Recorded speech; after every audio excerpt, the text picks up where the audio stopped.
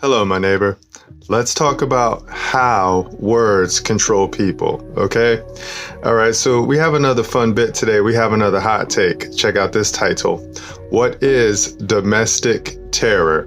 All right, so this one is on my heart because there's a lot of things that are happening right now in the house and we don't like it, right? There's a lot of chatter and there's a lot of people out there that are tripping out and they're bugging out, and we know because it's the words that's being put in front of their face, and we don't like this, and we just want to show you guys in simplicity how words control people and what is domestic terror. All right, so we're going to make this one super tight and we're going to make it clean. But before I go, I want to give a shout out to the internet for showing us how, or for showing us a record of the words people use to act with. All right, so I really do appreciate the internet, and I really appreciate how it's just a massive library, and you can go in there and you can search and you can find these words and you can look at these words and you can look and see where these words come from, and you can look at how the words affect the people. And we really appreciate this because the internet is a very cool tool. Thank you for your service, and thanks for this jump off bit. Now let's go ahead and hop on this hot take, okay? What is domestic terror? All right, so don't get scared and don't get shook, because we're going to lay down some simple terms and some simple conditions so you and we can agree upon them. Okay, my neighbor? So focus on these words and focus on the highlight. Check this out. Domestic. Domestic is a house. Domestic is belonging to the house or home. That's what domestic is. Domestic, pertaining to one's place of residence and to the family. All right, we love that bit right there. So here's an example, right? You see this body right here? This body is my Father's house, right? So my Father, Jesus Christ and Holy Ghost dwell within me, and I am their servant. I am their housekeeper, okay? So I understand what domestic is, and then I understand that also the place where I may sleep and the place where I may reside, that is also my house. And wherever my family is, that's my house too, because my wife is part of my house too. So this is the domestic household, right? There are two words and they both mean the same thing. So whenever somebody says domestic household, right, that means that they don't know what it is that they're talking about, because domestic is a house. All right, so whenever you see someone's home, that's their domestic. All right, and we know that they're domesticated too. Okay, so drop down and check out this next term right here. Terror. All right, terror is to frighten. Terror, extreme fear. Terror, violent dread. Terror, fear that agitates the body and mind. Okay, so you know who brings terror into my world? God. So God frightens me because God is so powerful, because God controls everything. And that's basically that's the only thing that I fear. I fear God, and I fear God only. I don't fear man, because I know man is a creature of God, right? And I know God's in control of man. So men can try to get out there and they can act tough and they can act bold and they can get out there and they can try to get in your face and they can try to scare you. But what they gonna do to you? They can't do anything to you but kill your flesh, right? So a man can kill your flesh, but man cannot kill your spirit. All right, and once you understand this, you're going to hook yourself up and you're going to be able to operate on a whole nother level, because you're going to stop letting men put fear in your heart, right? And the only fear that you should have, and this is me personally speaking, the only fear that I have in my heart is of God. But I know a lot of people are afraid of a lot of things. Like example, I know a lot of people are afraid of our political tools. Our political tools will be called our government. So we know a lot of people are afraid of our government right now. We know a lot of people are afraid of our law enforcers right now, right? And I mean, that's fine, that's fair, because they have a job that they're supposed to do, right? And if you fear the government, then our government may be doing what they're supposed to be doing, because you may be doing what you're not supposed to be doing. Okay, remember this, and we're gonna be cool. Now drop down, and I want to show you this bit. This is coming from Title 18 U.S. Code, Crimes and Criminal Procedures, subsection 2331. This is a definition. All right, check this out. So we like showing people the words right now because I'm going to paint a picture real quick. There's a lot of people that are organizing online, right?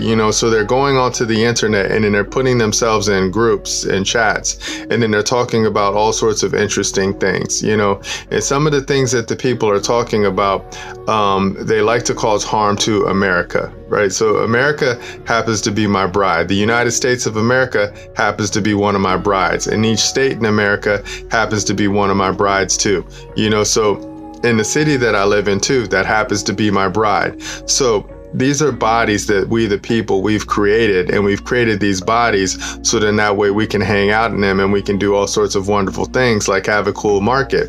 And we're realizing right now that there's a lot of groups called domestic terrorists, right? So these are men and women who come together and then they try to cause a ruckus because they try to put extreme fear in people's minds and people's hearts. Like they try to go to people's stores and they try to tell them that they can't sell this and they can't sell that because they may have a large group of people who may call themselves Muslim in a neighborhood. And then the Muslim people try to run roughshod over the commercial market. You can't do that in America, okay? You cannot do that. Another example would be is like you have men and you have women that try to go around and then they try to promote sexuality to the young children, right? And then they do that in our markets. And then they show them all these graphic images and they put them in front of the children's minds. And we're telling them, you cannot do that, right? You cannot do that because you don't have that ability and you don't have that authority. Now you can trade goods and services on the market openly as long as you register with our government, right? But if you don't register with our government, then we know that you may be doing something that you're not supposed to be doing, and we will sick our government on you. Okay, remember this, and we're going to be cool. Now I'm going to show you this term domestic terrorism, and this is what it means according to the U.S. Code, crimes and criminal procedures. The term domestic terrorism, focus on the highlight. The term domestic terrorism means activities that involves acts dangerous to human life, right? So if you're doing something that endangers a human life, that's domestic terrorism. Drop down. Domestic terrorism means activities that intimidate or coerce a civilian population. So if you try to force a civilian population to move how you want them to move, right, and you're going against the state's constitutions, that's called domestic terrorism. If you try to impose your will on groups of people or on neighborhoods, that's called domestic terrorism. Okay, remember this, and we're going to be cool. Drop down. The term domestic terrorism means activities that influence the policy of a government by intimidation or coercion, right? So if you try to force our government to act in specific ways that are going against the Constitution, that is domestic terrorism. We see this happening right now because we see different ideologies being injected into the public square, and in these ideologies are definitely against the Constitution. An example of an ideology that will be against the Constitution will be communism. Okay, so communism is a political ideology that is clearly against a Republican form government. Okay, remember this. All right, so these terms and these conditions, you can talk about them and you can share them with your neighbors and stuff like that. But the moment that you try to impose communist ideas on our Republican form government, that's called domestic terrorism.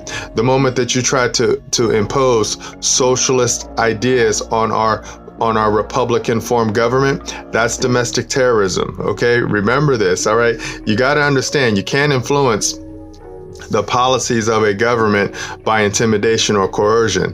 So you can't say, well, we're going to organize large groups of people now that believe in communism or socialism, and we're going to cause a ruckus and we're going to burn down your neighborhood. You can't do that. You guys can get out there and you can come together and you can assemble and you can talk about communism and socialism or whatever other ideas that you want to talk about, right? But you cannot force your neighbors to think how you think. You cannot do that. That's domestic terrorism. Let's keep it going. The term domestic terrorism means activities that affect the conduct of a government by mass destruction, assassination, or kidnapping. You see that? That's domestic terrorism. So an example of that right now would be, timestamp is 2025. So we know that there was a domestic terrorist act that was committed just last week against a man whose name is Charlie Kirk. They killed this man whose name is Charlie Kirk because he just liked to have conversations about ideas with people. So what did they do? There was groups of people that came together online, and then they talked about certain things, and they talked about certain ideas, and then they acted on those ideas, right? So if you act on those ideas and then you cause harm to another man or another woman by assassinating a man or a woman, then that means that you are a domestic terror, right? You're a domestic terrorist. If you go and you burn down buildings and you burn down businesses because you don't like the outcome of a certain court case or something like that, that is called domestic terrorism, and you cannot do that. And we will sick our government on you. It's not racist for us to sick our government on you because you don't know how to act and you don't know how to behave. It's not racist for us to sick our government on you because you're causing harm in your neighborhoods because you're shooting up people with illegal arms, right? We can do that all day, all night because we created a political association that allows our neighbors to have a safe place to live in, right? That's what our government in the United States of America is, and that's what it does, right? And we fell asleep for a while because we allowed a lot of domestic terrorism groups to form, right? And they may not look like the domestic terrorism groups that you think that are going on in your mind right now, like, what they would call the Ku Klux Klan, who was riding around with hoods on, and then they were killing people because of what they look like with the skin color. There's all sorts of domestic terrorist groups out there right now, and then what they like to do is they like to terrorize you because of your ideas, right? So if you believe something different from them, then they're going to terrorize you. They're going to try to frighten you, and they're going to try to scare you, and they're going to try to coerce you to bend to their will. And we don't like that, and you can't do that. Okay, at least not on my watch. All right, because I'm going to show all my neighbors the rules to the game, so then that way they can protect their neighborhoods. All right, by God with love. We're going to do this all day, all night. Okay, so we're done. Let's go ahead and walk it back up now. So I just wanted to show you that Title 18 U.S. Code, Crimes and Criminal Procedures, subsection 2331, the definition of domestic terrorism. Now you know what it is, now you know what they are, and now you know what they do, right? So if you have any group out there that's trying to frighten you and trying to scare you and trying to make you do something that you don't want to do through fear, right? That is a domestic terrorism organization. So like if there's an organization out there that's telling you that the world is going to burn up and the world is going to end because the climate is going to change and it's all the government's fault and it's all fossil fuel fault, that's also called domestic terrorism. Okay, remember this, it's very subtle and it's very sneaky. Let's keep walking it back up. So I wanted to show you that term terror, and I wanted to show you that term domestic.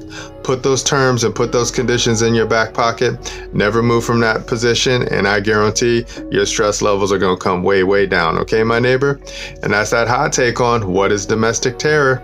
Now you know what it is. Never move from that position and learn how to execute the trust. Okay? So we're done with that bit. Let's hop on our next slide. Excuse me, morning time. Had to burp. Let's hop on our next slide.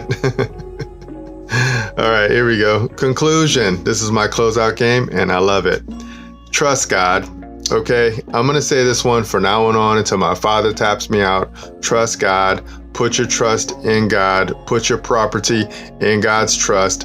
And I guarantee your stress levels are going to come way, way, way down. Because then all you're going to have to learn how to do is dress and keep my Father's property. And once you understand Creator creates creation, and once you understand who the Creator is, then your stress levels will come way down, because all you have to learn how to do is dress and keep the property. That means you just keep it straight. Okay, you just keep it straight and you follow the terms and you follow the conditions as written. It's so simple. I can figure it out. Okay. All right. So we're done. Let's go ahead and walk it back up now.